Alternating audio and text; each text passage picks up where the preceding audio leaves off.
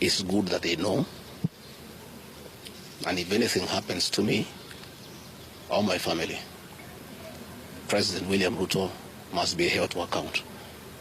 Salale, mambo yamezidi kuchemka zaidi na zaidi. Hii ni baada ya Gachagua kuweza kusema maisha yake tena yamo hatarini. Kabla tuendelee, basi usisahau subscribe, like, utakuwa umenisaidia zaidi. Rigathi Gachagua ambaye ameonekana kuweza kuandika mitandaoni maisha yake yamo hatarini. Hii ni baada ya gari kuona gari ambazo zinamfuata kila mahali anapoenda. Hata nyumbani kwake anapotoka kuna gari ambazo zinasemekana zinamfuata, gari ambazo nimeweza kukuwekea picha huku mbele, gari ambazo number plate zao si number plate za Kenya. Ameweza kutoa malalamishi na kuweza kuambia Wakenya maisha yake yamo hatarini.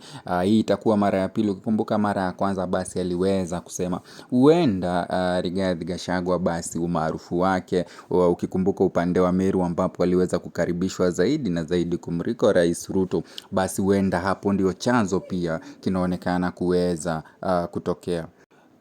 kutokea zaidi. Upande wa Embu ni mahali ambapo walionekana kuweza kukaribishwa haswa kumliko Rais Ruto, ambapo ni watu wengi wameweza kusema basi umaarufu wa Rigathi Gachagua huenda unafanya mambo zaidi kumliko rais, na bado rais hajaweza kuachana na Rigathi Gachagua.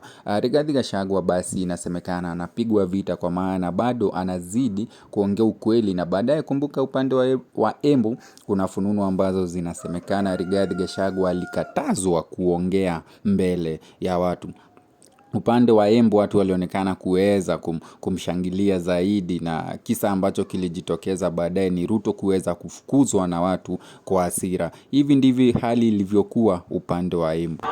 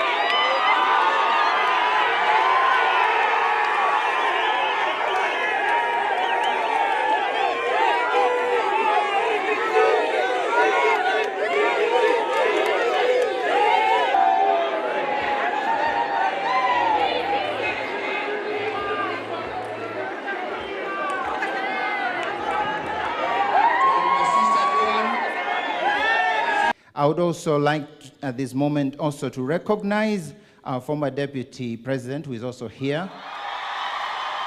Thank you. Many of his people are calling here asking whether I'm dead, whether I'll survive, whether I'll recover. They were celebrating. It's the most unfortunate thing that has ever happened in this country. That you can be so vicious to a man who helped you to be president. And the crime of this man, telling you the truth. Don't evict people without compensation, Mr. President. Mr. President, don't overtax people. You are killing them, you are killing their businesses. Don't force a housing program on people. If people do not want these houses, don't force them. My only problem with the president is just being truthful, because nobody else can tell him. The framers of the 2010 Constitution wanted a deputy president who is elected as a buffer who can stand for the people. The charity we are being treated for, too, is get rid of an elected deputy president and appoint a control freak. A fellow you appoint who cannot ask a question, who cannot say anything.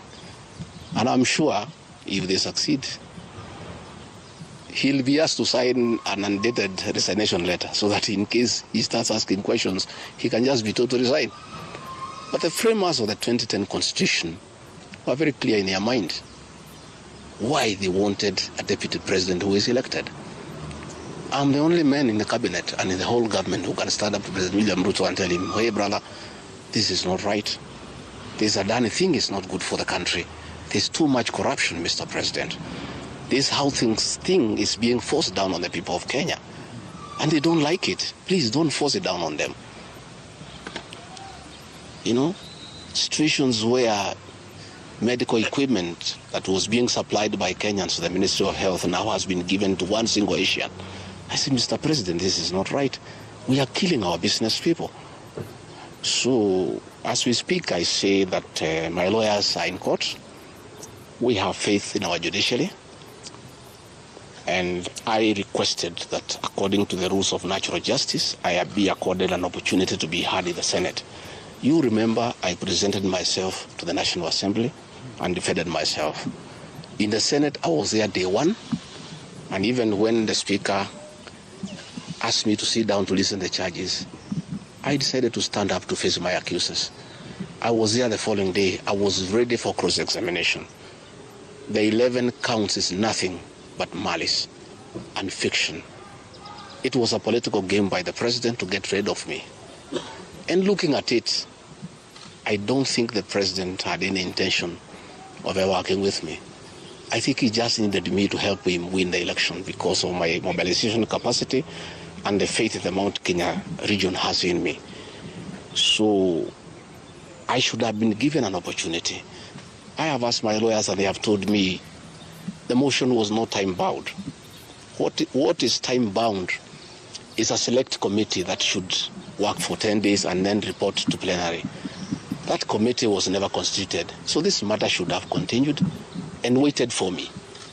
I was ready for cross-examination so that I answer those 11 counts one by one, and I'm sure had I been given that opportunity, I would have persuaded the senators otherwise. I was not given that opportunity. When you look at the speed at which Rigathi Gachagua is being hounded at office, it's like the story of Simon Makonde. You remember that story? One who died, who was born on Monday and by Sunday he was buried. The kind of efficiency that has been exhibited in hounding Rigathi Gachagua out of office, if this efficiency was being exhibited in the management of the affairs of this country, Kenyans will be very happy. What is the hurry? The framers of the Constitution gave the president 14 days subscribe, like, comment kwa mingi to look for somebody to replace the deputy president. It gave Parliament another 60 days.